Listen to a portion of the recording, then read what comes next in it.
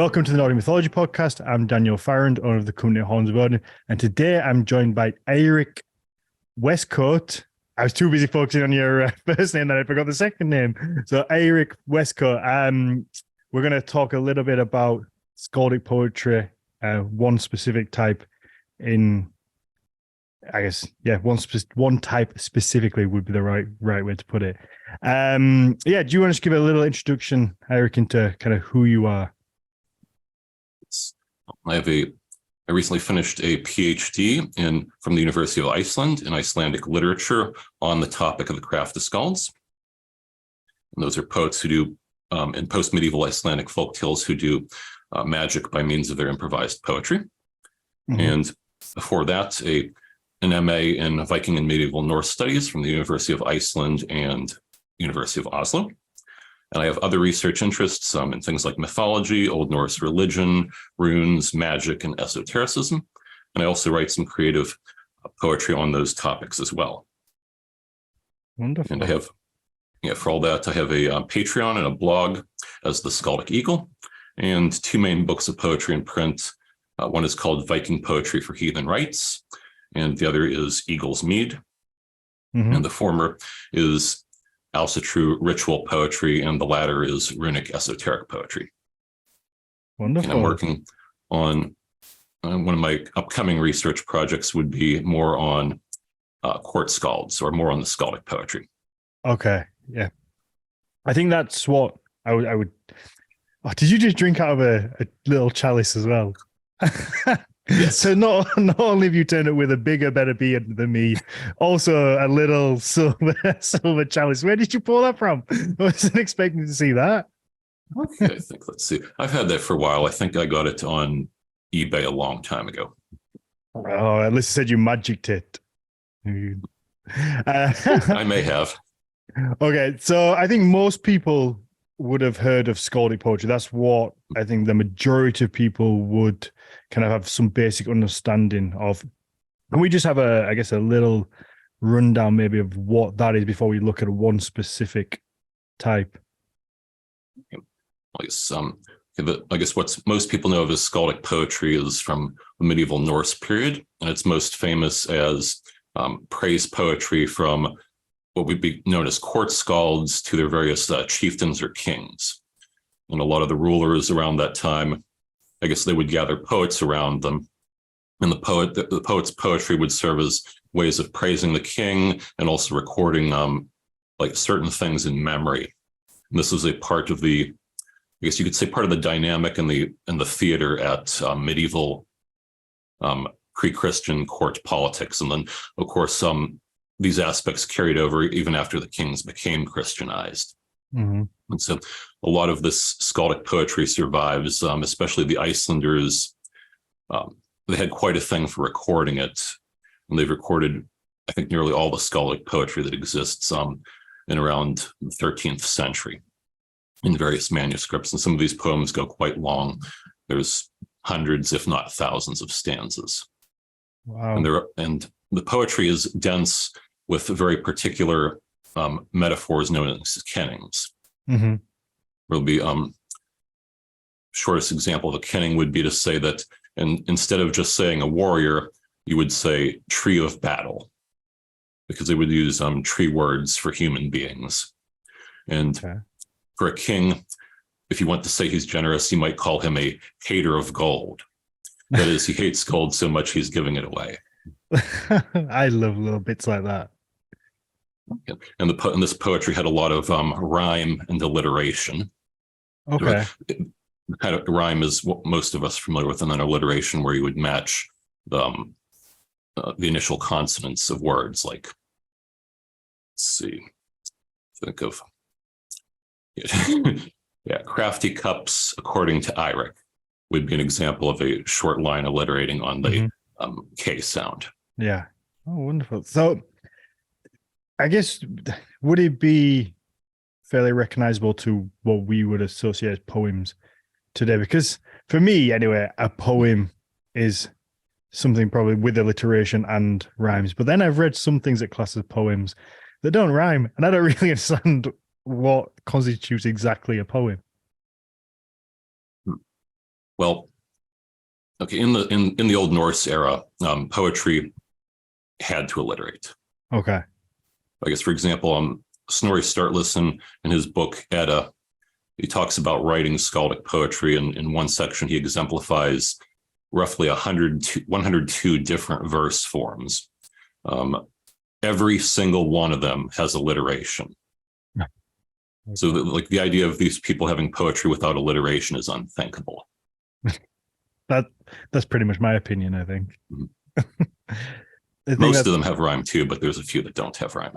Okay, so it would be to modern day, obviously, if you could read it, if you were skilled enough to read Old Norse or Old Icelandic, you would be able to associate and read it as poetry. Yes. Mm-hmm. Wonderful. That's that's fascinating that it kind of transcends time like that. So we're going to talk about a specific type. It's Kraftaskald. Am I pronouncing that right? Yes, Kraftaskald. Kraftaskald. And you said before that it's like what was the word that you used? No, it wasn't akin to Skaldic poetry. It was like a descendant of. Descendant, yes. Yeah. So does that mean it comes after, or is it running concurrent with? After, very much after. Okay. And this will be a delightful surprise for those who weren't aware of that. It's actually much after. I guess first what happened with the poetic forms, I guess the famous one that all the Skaldic poetry, or most of the Skaldic poetry in, is something called Drottningkveit. There's certain combinations of line lengths and rhyme. And I guess as the centuries, when it gets to about the 14th, 15th century, this starts evolving into a different kind of meter style called a reamer. There's many different forms of reamer meters precisely, but they involve rhyme and alliteration as well. Okay. But they change the line structures, and that would be too long of a discourse to go into exactly how they work, but you'll get to hear some of these reamer later. Mm-hmm. And also, as the time passes on, like Iceland has become part of Norway, and then you no longer have court skalds going over to Norway to give praise to the Norwegian king. There's a lot of social changes, and I think what happens is some aspects of this court skald phenomenon, they evolve in a homegrown manner. Mm-hmm. And that's what we see. And then starting also in the later centuries, what we see is folk tales rising up about poets who can do magic through their improvised verse. And that's what these Kraftaskalds are. Okay. So what would constitute a Kraftaskald? If, like, pretend you're talking to someone who's never heard of it before, which is, I actually hadn't heard of it before we were going to talk about it, which again is always the funnest episode for me, where it's something completely new. Mm-hmm. What would separate it from typical Skaldic poetry? As in, first, the poetry is operative and magical. It would typically, the poet will speak something, and at least according to the folk tale, it will have a direct magical effect. Okay. And it's usually composed to the particular circumstances. We'll get, let's see. Okay, and would not be like necessarily as a praise poem. I think the best way to give an example of that is, I can read here a short tale. I'll put the verse in Icelandic as well. I'll just read the translation of the tale, and I'll put the verse in both Icelandic and modern English translation. I'll attempt to do the verse in a sort of reamer style, but I'm not that practiced in it, but we'll see how it goes. Okay. Okay, and this is a famous one about one of the most famous of these Kraftaskalds in Iceland, Hallgrímur Pétursson. He's Iceland's most revered religious poet, and he's still quite famous there for a number of religious verses he wrote. But here's how the tale goes. He was a priest back in the 17th century. Mm-hmm. As the tale goes, one Sunday, when the priest offered mass and stood in his vestments before the altar, he looked out through the choir window and saw a fox was biting a sheep. Unhappily, He forgot where he was standing and chanted, Thu som biter bondens fje, bolveth I fer oigen sje, statu nu som stopnus tre, stenadoiv au yerthene. You who bite the farmer's sheep, may your eyes be cursed. Stand now like a rooted tree, stone dead in the earth. This finished off the sly beast completely. Wow. Yeah, I mean, you have a great voice for reading poetry. Thank you. Okay, so he's clearly giving some sort of like magical spell. What is he saying? For those that don't understand it. Well, yes, basically he's in church. He's the priest giving mass, and while he's in the middle of it, looks out, sees this fox, and then makes this verse on the spot, which kills the fox. And the story goes on to say that as punishment for this misuse of his poetic gift, God took away his ability to compose poetry for a while.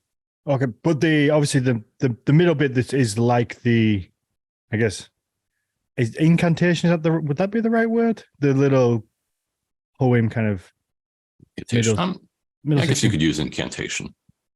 Oh, obviously that, because the rest of it's all been translated into English. That bit's obviously still in the original. Well, yeah, the Icelandic part I read is from the original, but yeah, I also read it like I guess right after the Icelandic, an English translation of that verse. Oh, okay, I'm with you. That's what I got. Okay, I'm with you now. I got myself tripped up. I was like, that's why I was trying to understand what the little Icelandic bit was. Okay, there's a few more later. Where I'll do the same thing. I'll read the Icelandic verse first, and then the translation. That makes perfect sense. I thought it was kind of part of the story where it just goes into Icelandic. That makes perfect sense now.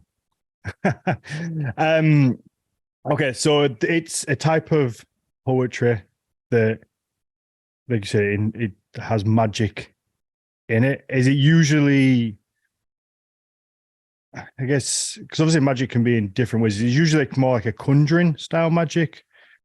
Not exactly sure what precisely you mean by conjuring, but I would characterize this more. I guess as in trying to make something happen from the magic, kind of. I guess in the one that you read, it yes made them lose the ability for poetry. Did you say so? Something like? Well, no. Okay. That's some part of those. It killed the fox. Okay. So there's a direct effect. It's conjuring in that sense. There's a direct effect desired, which was to kill the fox, because he saw this fox. It was biting some farmer's sheep.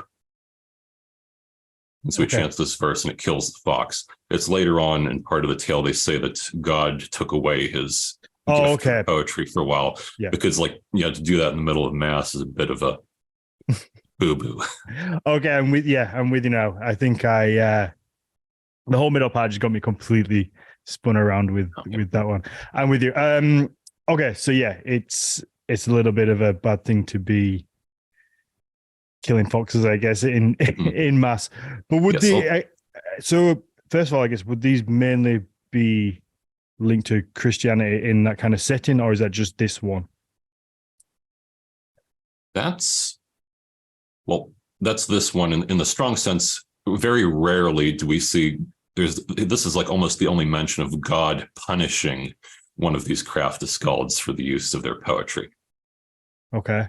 Because otherwise, I don't think that happens. And a lot of these Kraftaskalds, and there's perhaps the names of roughly 200 different Kraftaskalds in the folkloric records.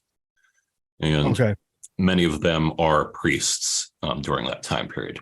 Okay, I guess that's kind of so. This one, the one that you read, is that from the perspective of the priest. So yeah, he's the priest running mass, and it feels like I guess what I'm getting at is you tend not to really link magic to Christianity. I mean, some people may say that all of Christianity is magic, but maybe themselves, they wouldn't. It seems like magic has never really been a favorable thing. Okay, and that's the unusual thing here. Iceland had a lot of fine distinctions, I think, with regards to magic. And in particular, the poetic gift, whatever its use, was valued so highly that the Icelanders simply would not tarnish it by associating it with evil. So even though the poetry is used for these various effects, it's never condemned as an evil power. Okay.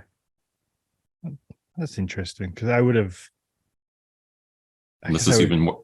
Oh yeah, it's even more shocking because sometimes these Kraftaskalds will call on God or even the devil almost arbitrarily for a particular effect that's desired. How does that go down? Does that not? I feel like that would bring about punishment. That would be kind of against Christianity to bring the devil, but even to like bring God for your own use would certainly be seen a bit negative. Perhaps, but I mean, there's that the tale I mentioned about the fox. That's really the only one in which it's like a Kraftaskald appears to be punished by God for using the verse talent. Mm-hmm. Okay. Well, but yeah, fair enough.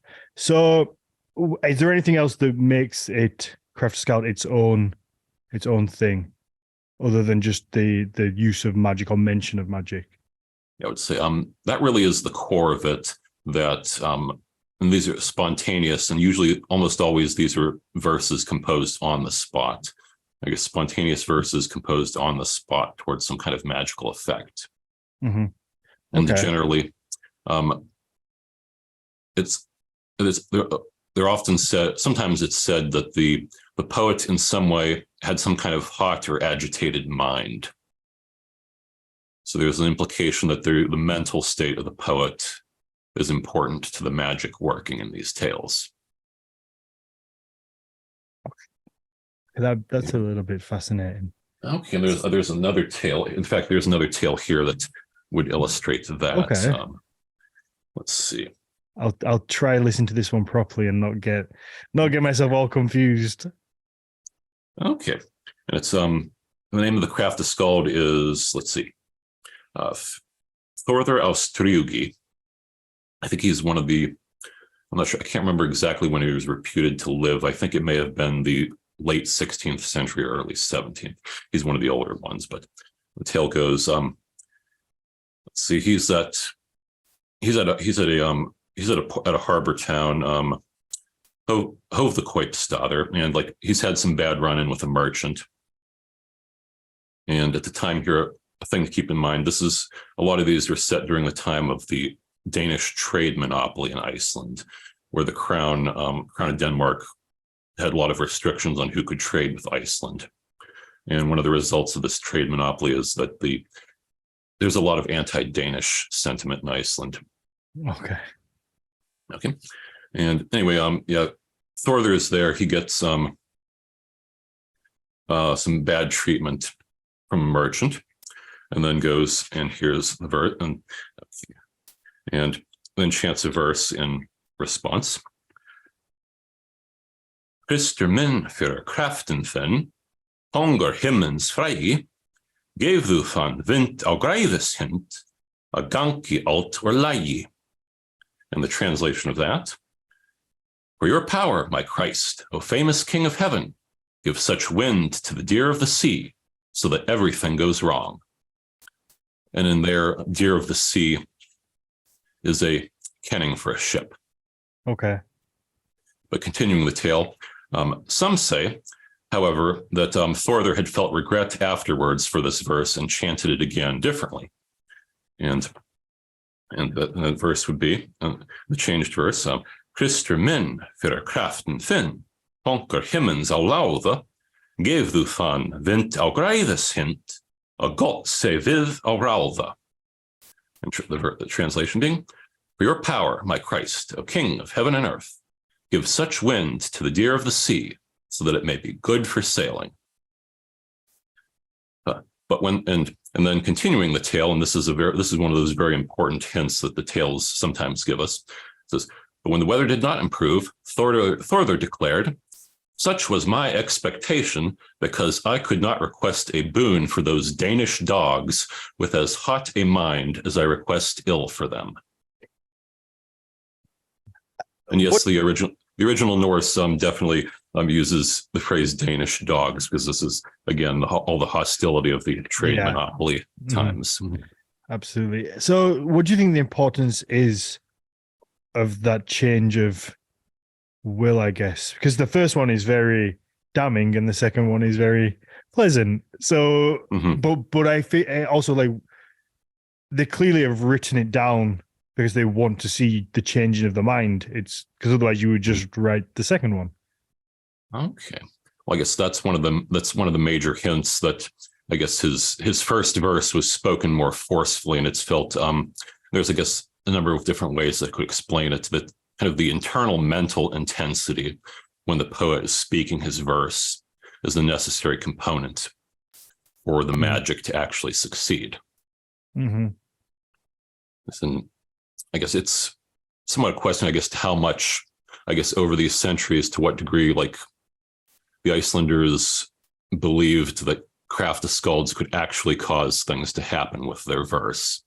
Yeah, I think there's at least some indications of that at times, and then and of course, with the way the weather changes in Iceland, even if he wants to be 100% skeptic, with the way the weather changes in Iceland, it's at some point, someone's going to chant a verse, and then the weather will do what they want it to do, just out of pure dumb luck.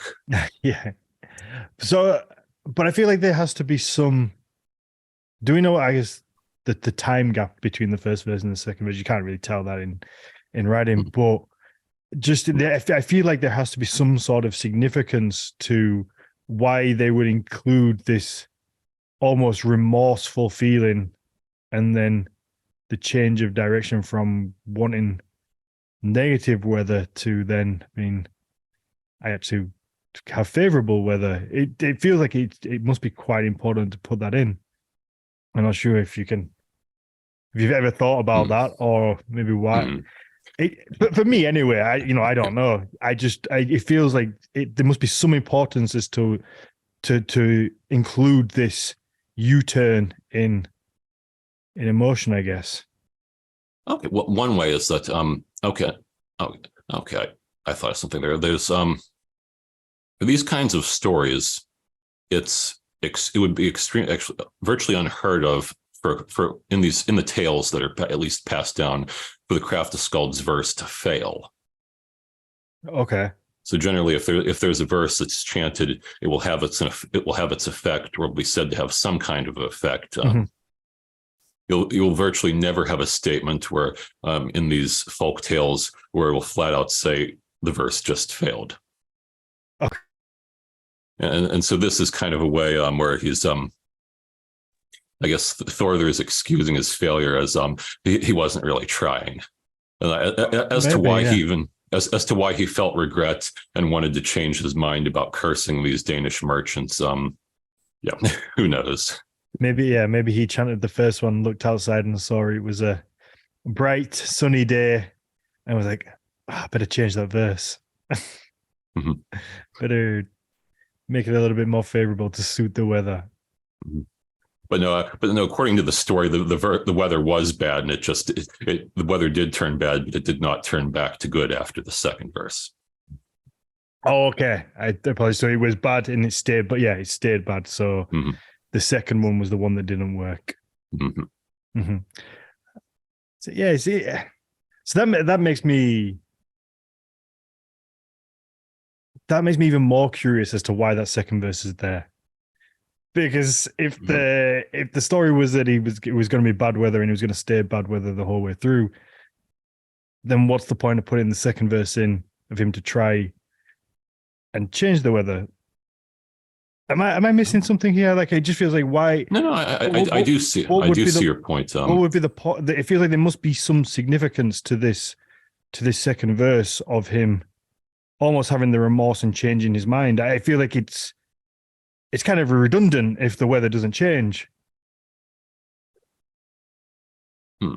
So unless it's to show the intent of at least kind of a good nature,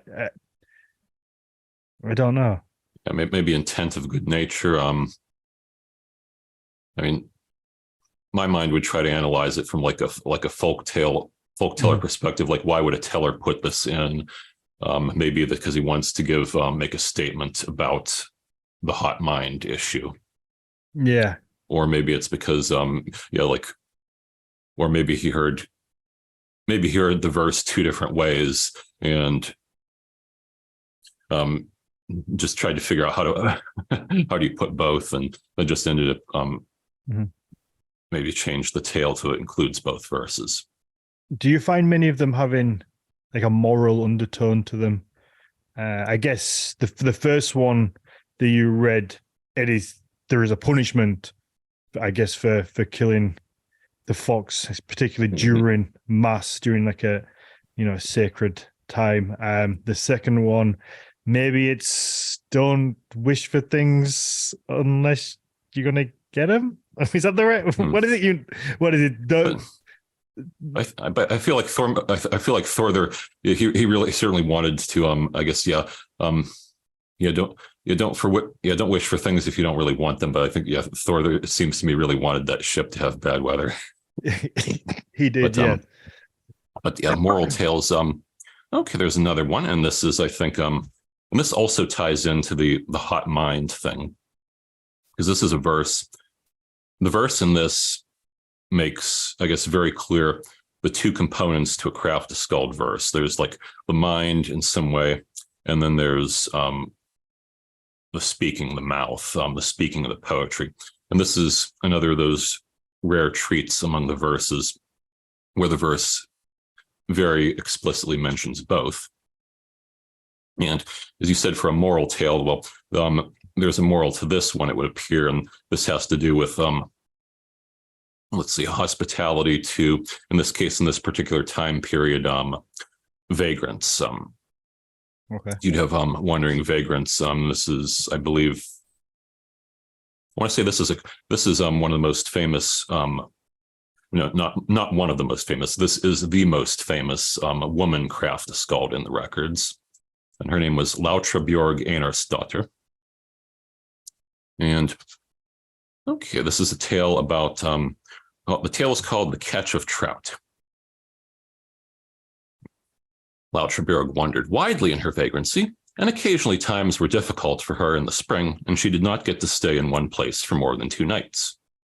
One spring, she came out to Olafsfjörður and stayed the night at a farm there. At the time, there was a great shortage of food among the people. The old woman says some words about it in the morning, that she would have to be traveling onwards, but the farmer, who was named Nikolaus, sensed in her speech that she was unwilling to leave, and likewise unwilling to ask permission to stay longer.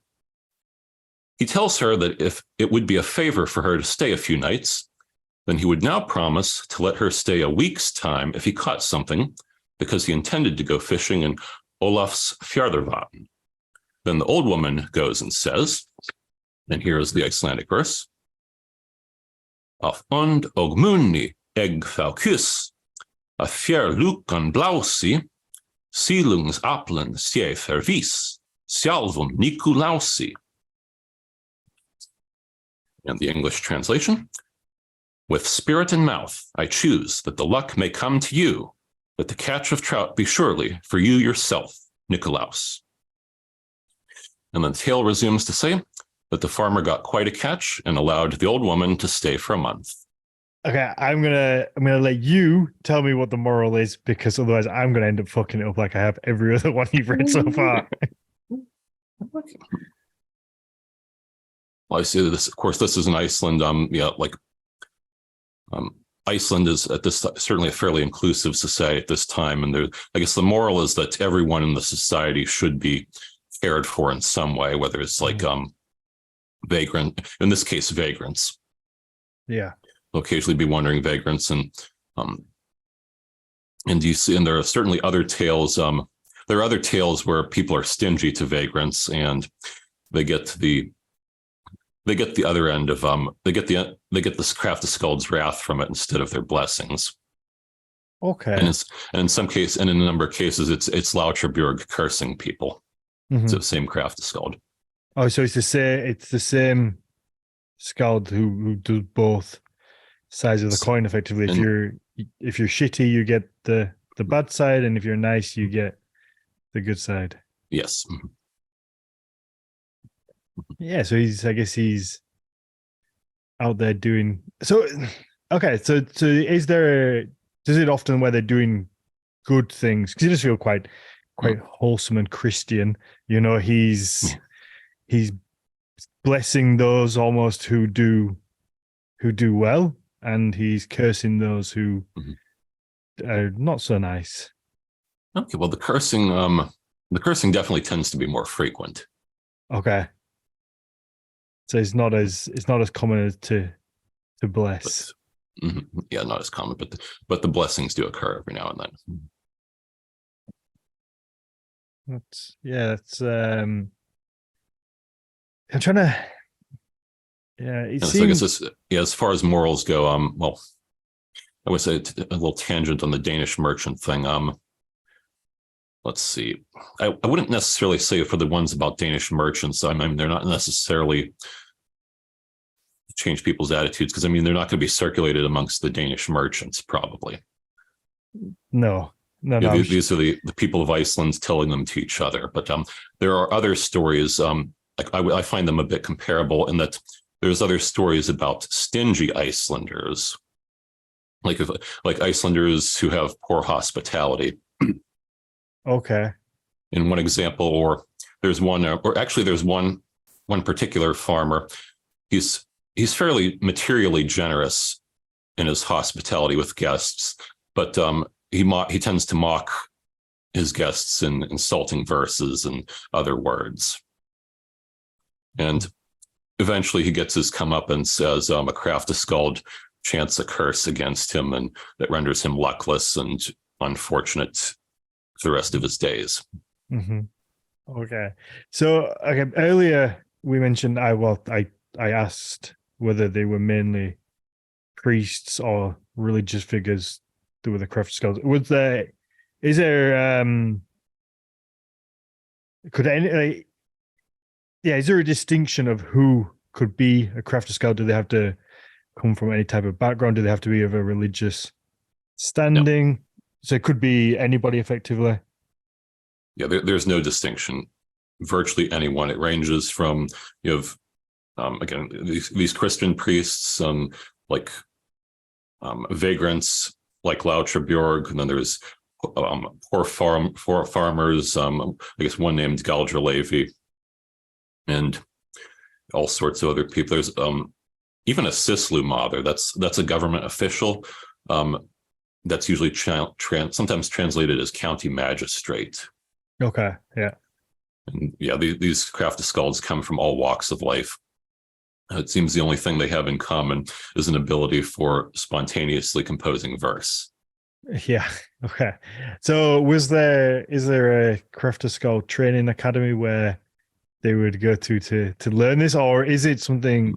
How much do we know about this, or is it something that you're born with? It's a skill that's kind of, and then do we know, is it passed down through generation? Okay, that's a good one. There's no absolutely clear answers in folklore, although there is some very intriguing ones. I mean, let's see, this can go on for a good tangent. Okay, among the stories, for a Kraftaskald named Galdra Levi, the story of how he became a Kraftaskald, it's said to be that when he was really young, like just a baby, having not been born very long. Okay, I think his mother is watching over him, or is either mother or nurse watching over him. And then this mysterious woman comes in and asking for assistance with basically asking for assistance with some other childbirth that's taking place elsewhere. So they have this one strange girl turns out to be some kind of elf girl, while the other woman goes to help with the childbirth. Mm-hmm. So basically, this is an elf site. The elves are having a childbirth somewhere they need help with. Levi's mother, I think it's Levi's mother, goes and helps with that birth. and then comes back to find, I guess, the little elf girl is playing with Levi, and then I guess then suddenly leaves when she gets back. But it's then thought that as a reward for, I guess, the good deed in helping the elves out with the childbirth, that Galdr Levi in the cradle was blessed by the elves with his poetic gifts. Oh, okay. So he could have got it from the elves. Yeah, that's interesting as to why, because it seems from kind of what we've spoke about so far that, like, it could be anybody. It's a case of and you say, like you said, it's spontaneous, so it could just be somebody's in a predicament, and for whatever reason they have the ability to conjure spontaneous verse, and that would then allow them to cast, I guess, some sort of magic from that and fix the scenario. But it doesn't seem like there's a clear-cut reason as to why they can do that. Oh, and that particular elf scenario, that's not the only one. There's others. There's, in one case, someone steals a book from an elf, in which the book somehow teaches one how to be a Kraftaskald. Okay. Do they all relate to elves? No. And then there's another one where I thought I had a link there. I thought there was a link. No, another one where I believe he gets it from a droiger. It's like this ghost, this walking undead creature. Okay, yeah. And forces the droiger to give it its gifts, and one of those appears to be the Kraftaskald power. Wow, okay. But I think and although one imagines that family connections are somehow involved in many cases, because there are a lot of family connection Kraftaskald pairs. Mm-hmm. For instance, Lautrabjorg, it was said that her father, Einar, was a Kraftaskald. And then there's a Guðmundur Bergþórsson, also famous Kraftaskald. It says his father, Bergþór, was supposed to also be a Kraftaskald. There's closer to the end of the 19th century, there's a pair of brothers. Mm-hmm. I think there's, and then actually, and another, not all of these can be believed.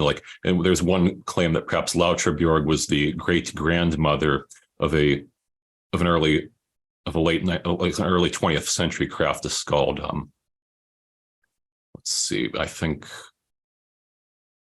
his name was Brokair Hauken, or I might be confusing my Haukens here, but there was one in the early, but yeah, it was said to be and there was, and then there was one Kraftaskald, I guess, can't remember it. Anyway, I can't remember his first name at this point. Probably on the tip of my tongue, but the last name Bjarnason. But he was, it was known he wasn't actually the son of this Bjarni. So his true father wasn't known, and so different stories sprung up about who his true father might be, and in many cases, those are other Kraftaskalds. So it could be hereditary in some cases, I guess it seems. Yes. Or a teaching. And then one of the more recent famous pairs, there was a Reverend Paul Janssen Skalti, and his daughter, Gudrun or Gudrun, I think Gudrun Paul's daughter. Mm-hmm. And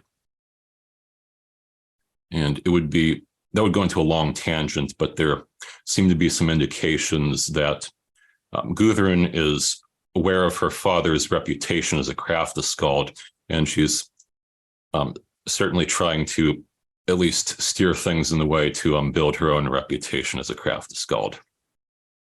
Right. Okay.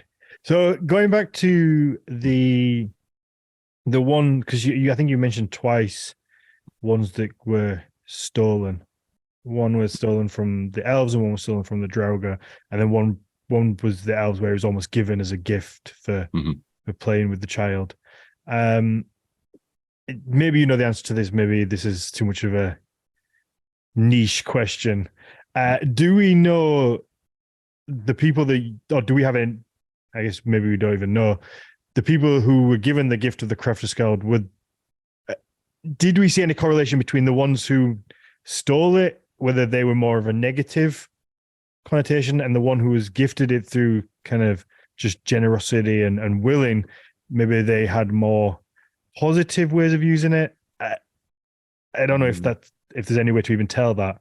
Let's see, yeah, it's okay. It's not something in particular I was looking for, and not something I noticed. Okay. Yeah, it just came to my head. Came to my head, and I just wondered if there was any kind of correlation between the two things. Because I don't know if that would get very far, because the number of Kraftaskalds for where it's said their gift came from is extremely tiny. Okay. Compared to the total number of Kraftaskalds. Yeah, so you could the overwhelming majority, we just don't know how they became Kraftaskalds. Yeah. Okay. So how were these Kraftaskalds seen by the general public?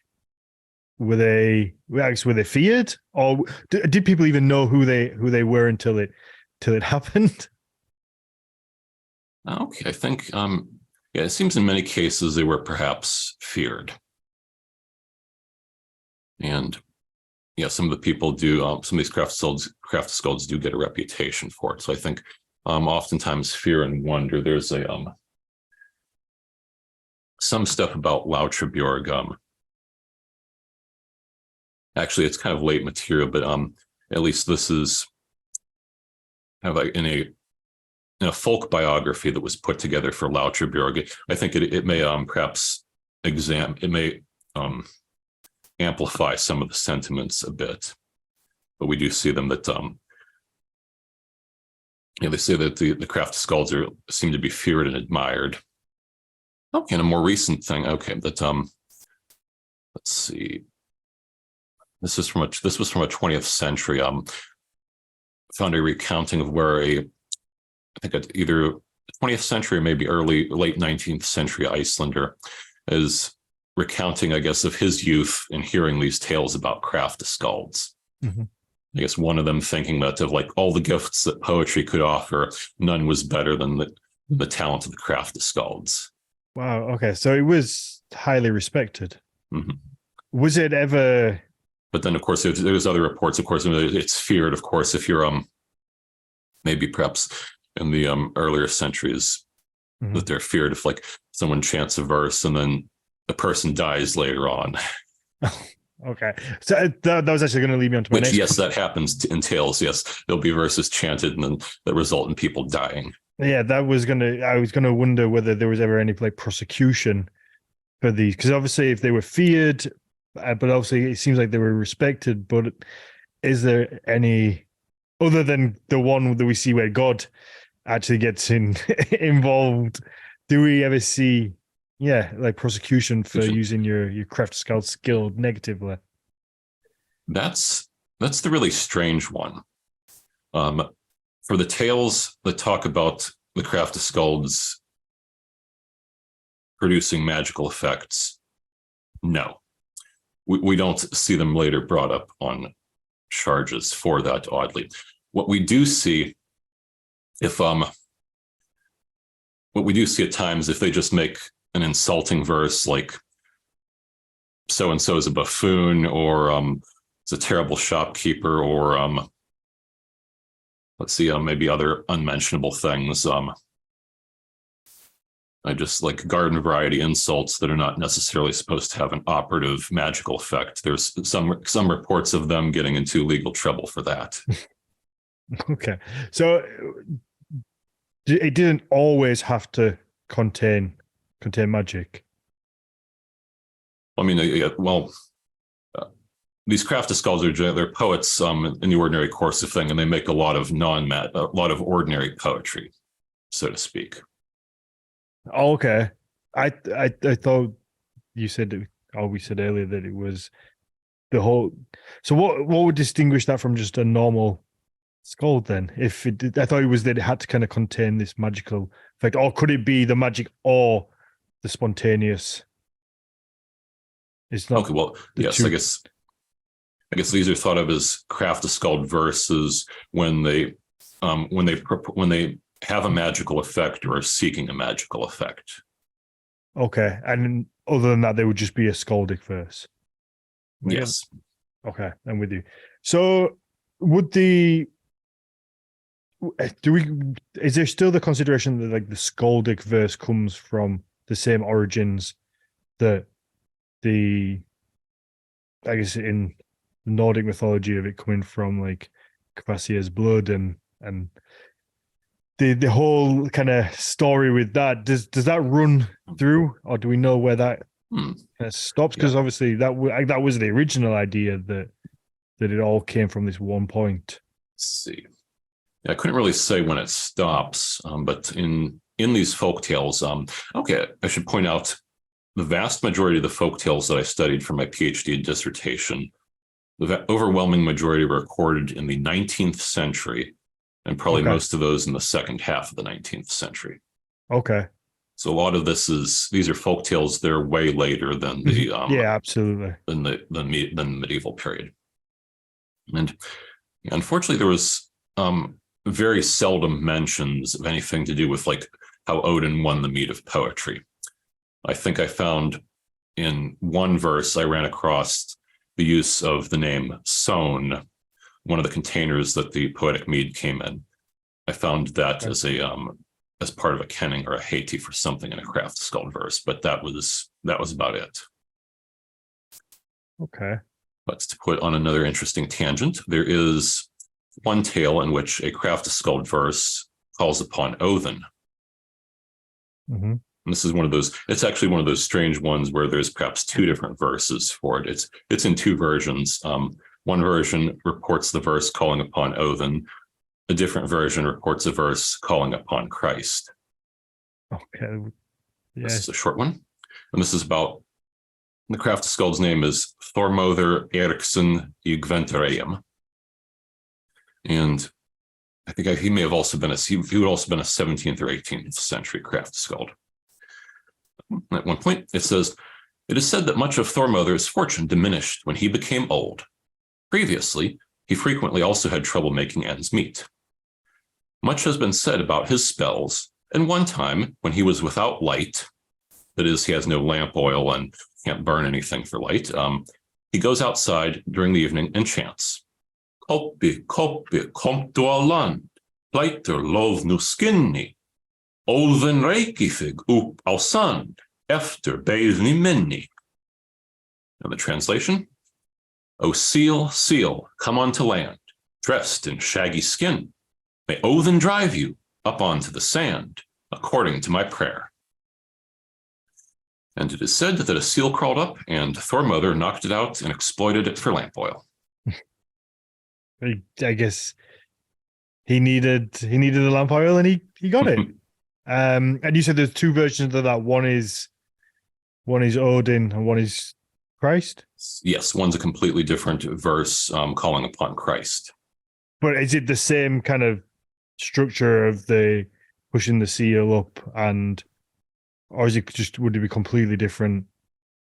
And no, that's the weird part about this verse that makes me think this was like the tail variant may have got started as someone religious swapped it out, because the Jesus verse for this is so utterly generic. It makes no reference to seals or lamp oil or anything else, and it could be just a general basic prayer for any kind of distress.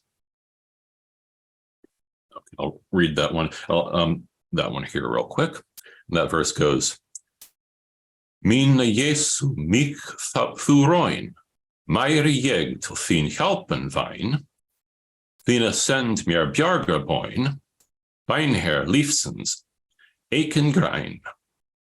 In the translation, "My Jesus, soften my distress. I look to you, O blessed help. Send me your boon of salvation. Answer a prayer, O green tree of the life." Yeah, it's a little bit different. So, do you know the reasons, or can you guess? I guess the reason as to why one would have Odin, one would have Christ. Is it a case of do you think it would have an older origin? They were the one with Odin, and then somebody more religious has come in and swapped it, or yeah, I think that would be my guess. You can almost flip a coin as to which way it goes. I guess the origin, maybe, I mean, we could perhaps imagine maybe with some verses, it's possible they would have such an origin. Maybe perhaps Thormodr himself was trying to promote the idea that he was a Kraftaskald and mentioned this particular verse, would be one possibility. Or maybe as the tale went down through the years, perhaps this was what was thought of Thormodr's religious proclivities, and maybe what people knew of his religious proclivities inspired them to attribute a verse calling on Odin. Mm-hmm. Well, that's hard to say, because a lot of these at this period in time, you might see the name of Odin show up, but it's not clear. Are they actually calling on Odin, or do they think of this as like just another name for Satan? Because there is that Christian trend at this time period where like they try to assimilate all of the old gods to just different names of the devil. Okay, yeah. What a nice thing to do. But at least as the verse stands on its own, there's nothing structural in the verse itself to say that Odin is an equivalent to Satan here. Mm-hmm. Okay. So, do we know whether Kraftaskalds were mainly male, female, equal? Do we have that information? Yes, I think of all the names. Unfortunately, it's a minority that are female. I think there was at least 10, I think, out of the 200 names that were known are female. Okay. So is that the same for just skaldic poets as well? Would that be? I think so. It's at least from what we see recorded in the sagas. I want to say that probably we do see women making verses in the sagas every now and then, although they're a minority there. I would imagine it might be similar in that the women making verse in the sagas may be about comparable to the percentage of women that are Kraftaskalds in the later folklore. I'm trying to think, because you said these were mainly written in the late 19th century? Yes. Obviously, they are much older than that. Is it a case? Is there like a time period that's maybe like the origin point of most of these, or do they all go back, or can we trace most of them back to like different points, or can we not really trace them back at all? I guess. Okay, let's see. Some of them you really can't trace back. There's a particular tale, and this is a scholar who wrote on the Kraftaskalds in the 60s, Bo Almquist, observed this one. There's a particular tale about a Kraftaskald and then a merchant's liquor barrel, and it's attributed to 5 different Kraftaskalds. And that's seen as, because it's attributed to so many different Kraftaskalds, that it's a sign of the great age of the tale. Okay, so the more Kraftaskalds, the older the tale. Oh yeah, that's one way. But then we don't know how far some of them go back. Let's see that. Of course, as I said, Lautrabjörg is from the 18th century. So as to now, some of the tales about her perhaps could be that old. Maybe the only secure conclusion we could have is that probably tales about her being a have probably been told about her being a Kraftaskald since she was around. One doesn't imagine that someone like 100 years after their death, suddenly Kraftaskald's tales would start popping up if none had existed earlier. Okay. At least that's my view on it. So probably there were tales going around about most of these named Kraftaskalds made close to when they were living, mm-hmm. or while they're alive. So, seeing as it's more of a and one, let me see, was it? I almost thought of that name of that other Kraftaskald. And there's perhaps maybe almost one rare exact case where we could actually speak of an origin story for a Kraftaskald tale. That's the one I mentioned, why can't I remember his name? Bjarnason, but there's a report that he's like drunk somewhere in Reykjavik. He's going to be arrested for public drunkenness. And then he chants a verse saying, it starts with saying, if I am the son of Hjalmar, basically would put a curse on these policemen for arresting him. And then it's reported that the police decide not to arrest him. So he's using his powers for good.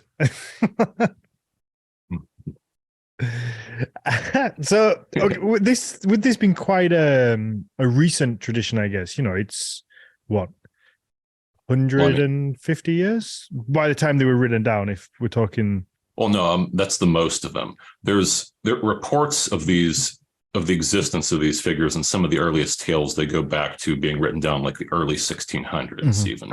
But I was going to go the other way and look and say, does this is this trend sort of ended by the time they were written down, or are there people today who would consider themselves Kraftaskalds, or do we know at what point this kind of dies out and stops being a belief that people can do this? It does seem to go into some part into the 20th century. When I was revising my dissertation, I looked at a couple tales that actually are into the 20th century, almost even to the middle of the 20th century. Wow, okay. So it's a long-standing tradition. Yes, and it's so I wouldn't completely say, I wouldn't say with any complete certainty that it's ever finally died. Maybe there's still some lurking around in some corners of Iceland today. Yeah. It feels like there's a huge range of what these poems can do, I guess, or the will of them with the magic. Because you said you just had a gentleman who wanted to not get arrested for being drunk and disorderly, but then there are also people who have died because of a result of these Kraftaskald verses. So it ranges from almost trivial all the way through to conjuring the devil or death in some cases. It's such a range. It seems quite hard to pinpoint like a reason why, or like put some sort of correlation towards it all, I guess. Sorry, I think I missed what the question was in there. It wasn't necessarily a question. It was more just like an observation through the episode of how it is such a wide variety of things that it's used for. It just doesn't. It seems quite bizarre that it is just this huge spread, and whether there was any kind of understanding, I guess, behind that, or like why it spread so far, or why it spreads across so many different topics and functions. Yeah, it's more the topics of just how we can go from something as almost as trivial, because we're talking about magic. It is still, I guess, considered quite a powerful thing, but you have somebody using it just for a small. It is a bit like a trivial personal gain of I don't want to be arrested, but then you have ones of God being involved and coming down and punishing the priest who used it, or summoning the devil, or somebody dying. It seems like it's, what I mean? It's like such a big range from one thing from one small to the extreme. Yeah, there's even someone chanting against, I think, a headache. Yeah, exactly. So it's like there's no real kind of boundaries of what you can and can't do with it. I find that very interesting. Okay, I think that would go back to the great esteem that Icelanders gave to the poetic gift itself. Okay. Poetry is seen as so valuable and such a remarkable, treasured, kind of like part of like their national inheritance. But there's perhaps no limits to what they want to attribute that the poetry can do. Mm-hmm. Yeah. So do you think it's maybe a case of maybe I'm looking at magic through kind of like my eyes and a modern perspective of thinking of it as being quite this big thing, when maybe at the time it wasn't considered such a huge effect. It was just maybe common, something that most people maybe believed in. So it was just like a common occurrence. It wasn't weird that somebody would use it to cure a headache, because that's just what you do, or that's kind of in the realms of possibility. Whereas looking at it from my perspective today, it's like, Magic for a headache? Like, no, use it for something much better than that. I guess there's a lot of range on it, and Yeah, I do find that very fascinating, and I wonder if it is that because it was just more accepted or more kind of seen. You would see magic would be just an everyday event, or at least an everyday thought. Whereas I guess maybe today it's not.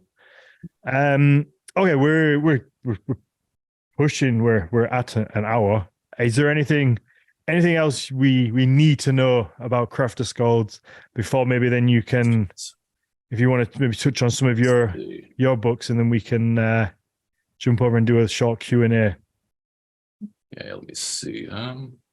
Had some notes here, I think. Okay, I guess perhaps the last thing I mentioned with Kraftaskalds, we didn't get into, of course, these tales. There's so many that even I can glaze over at them. But Kraftaskalds, one thing they will do is kind of a benefit to the community is chant down walking corpses.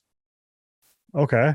Apparently that's what they're called droiger. That was apparently a serious problem in post-medieval Iceland, and there's numerous tales, some with verses, some without, in which the Kraftaskald will confront the droiger and chant verse at it, and that will cause the droiger to go down into the earth and disappear. See, I feel like that's using your magic powers for good. That's what I want somebody to do, not get rid of a headache. And yeah, sometimes, and this is the case sometimes where like the Kraftaskalds, sometimes they struggle a lot with some of these droiger because they can be really powerful. But most of these droiger tales will end with, the tale will end with a statement of like, the droiger was not seen again, just as a way to say that it's been banished. And in a very interesting twist, there's some self-aware humor in one Kraftaskald tale. And I think it may be attributed to a couple of different Kraftaskald tales, but Kraftaskald who has discovers he has a leaky chamber pot, and he chants a verse against the chamber pot. Okay. I think cursing the chamber pots to hell. And the tale ends with, the chamber pot was not seen again after this. Okay.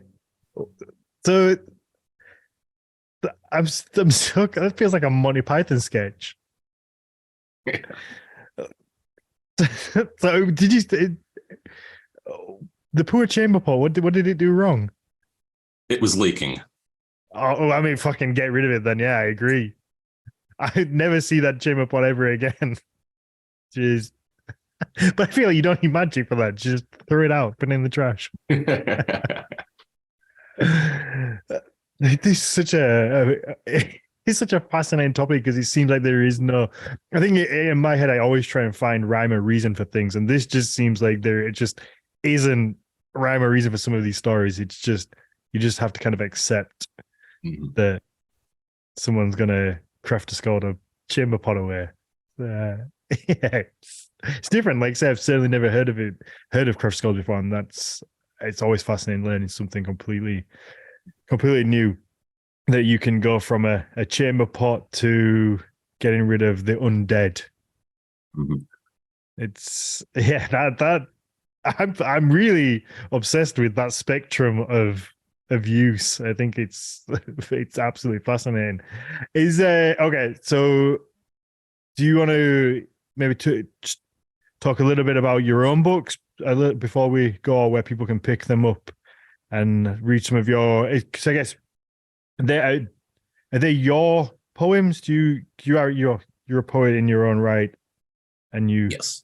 So are your books mainly your own work, or is it just your research on the topic? Oh, yeah. These poems are my own work. In many ways, they can be influenced by some of my research. Okay. Actually, if I can, that might let me get up for just a moment.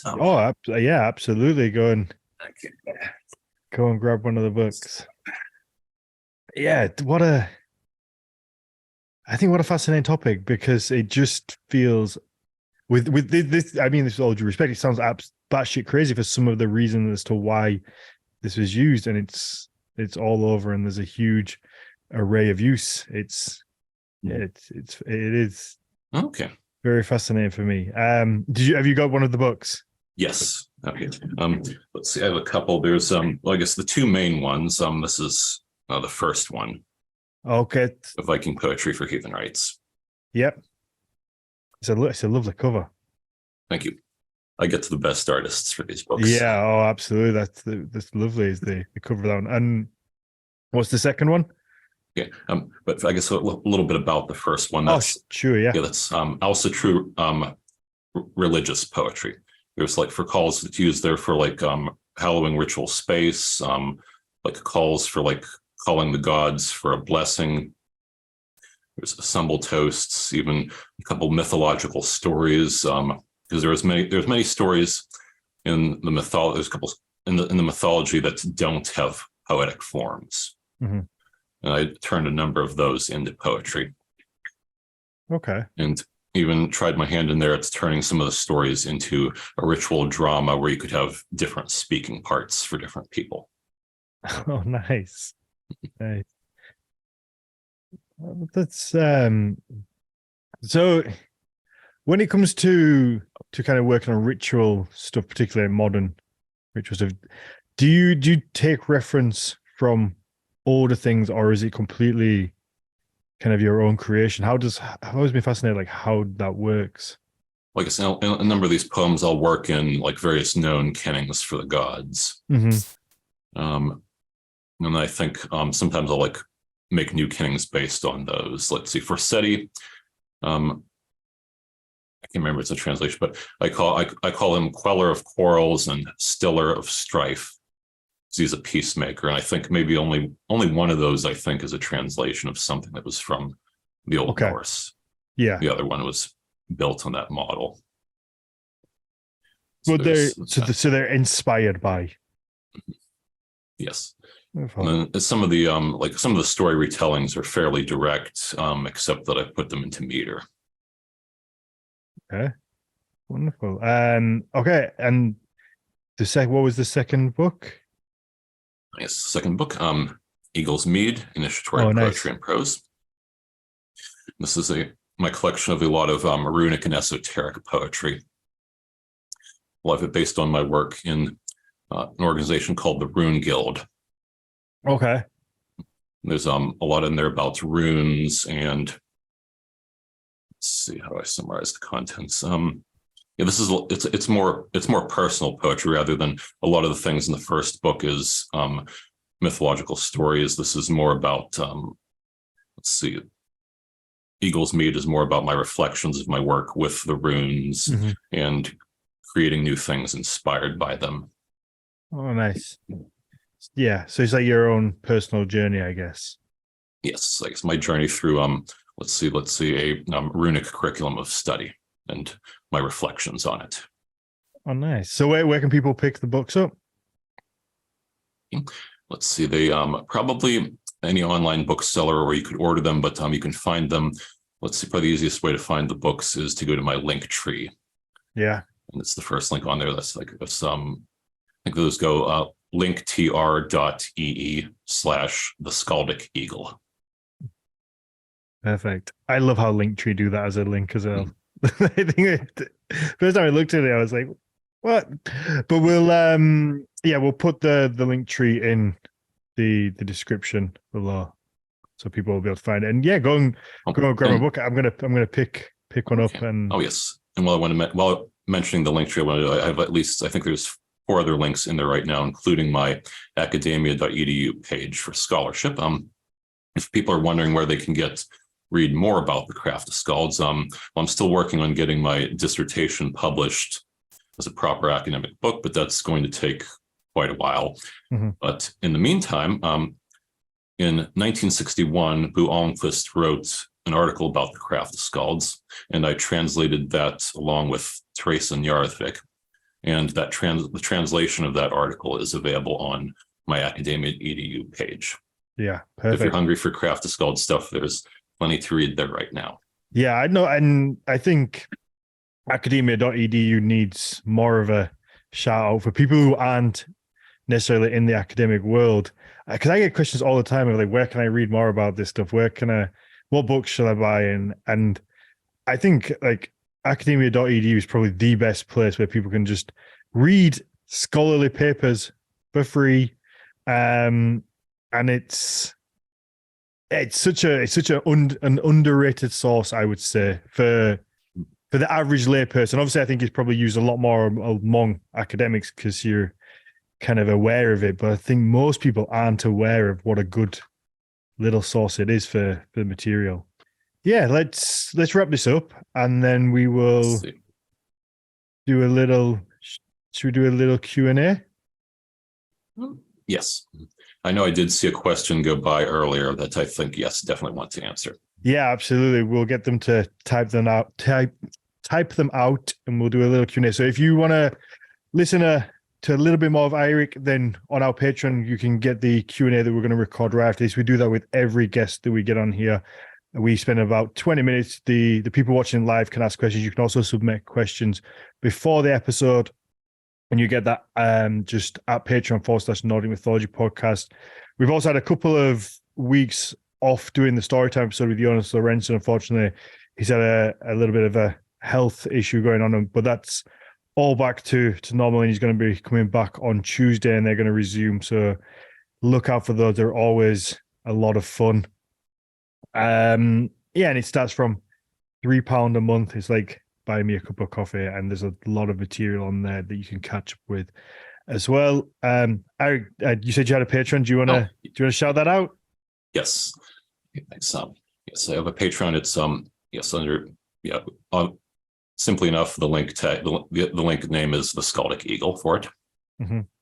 And that's where a lot of my new poetry that I'm writing and putting out there. I update 4 times a month.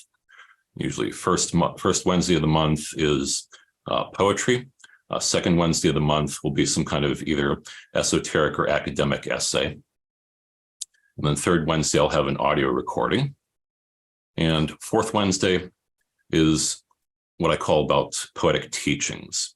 I'm working on, I do a lot of alliterative poetry and working on a way of like teaching aspects of this alliterative poetry for modern use.